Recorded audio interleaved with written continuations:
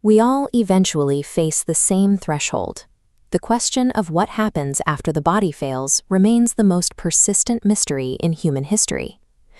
Thousands of years ago, the Kathopanishad addressed this void directly. It uses the perspective of a child to deconstruct the terror of death through rigorous, logical inquiry. The narrative begins with a young boy named Nachiketa and his father, the sage Uddalaka, who is presiding over a massive spiritual sacrifice.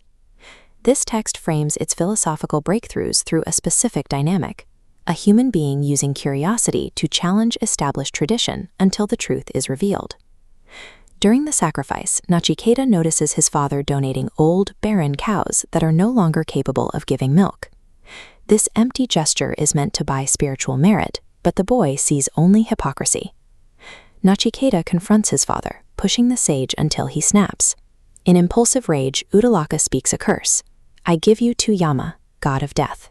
Following his father's words, Nachiketa travels to Yamaloka, the realm of the dead. He finds Yama absent and chooses to wait at the gates, refusing food or water for 3 days and 3 nights. This creates a breakdown in cosmic order. Ancient law dictates that a guest must be honored.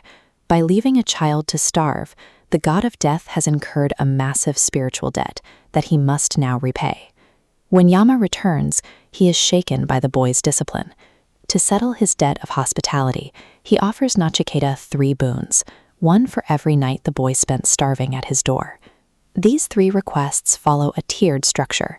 Each one builds a foundation for the next, moving from immediate human needs toward more complex universal truths. For the first boon, Nachiketa asks that his father's anger be replaced with peace.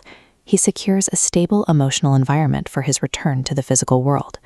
The second boon is for Agni Vidya, the knowledge of fire.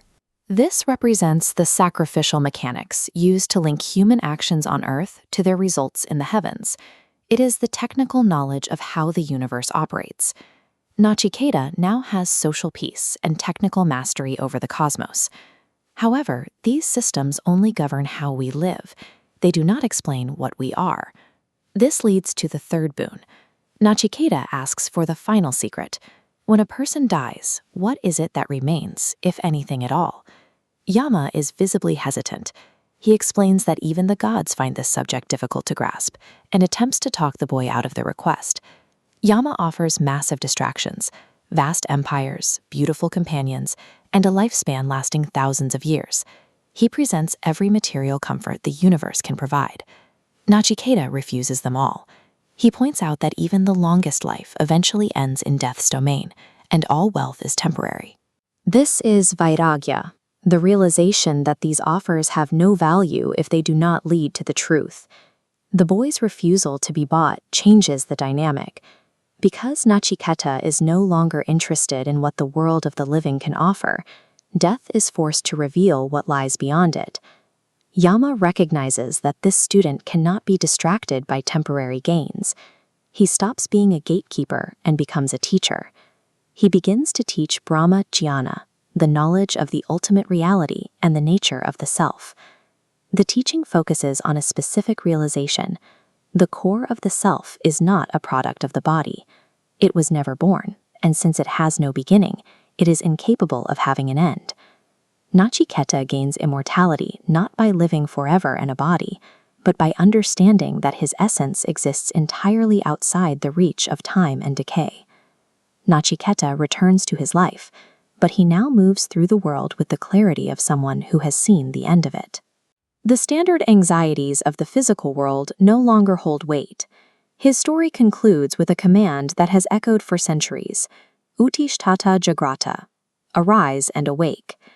This is an instruction to look past the useless cows of our modern lives, the temporary distractions and superficial successes that keep us from asking deeper questions. To truly exist, we must wake up from the safety of our material routines and relentlessly examine the nature of our own being.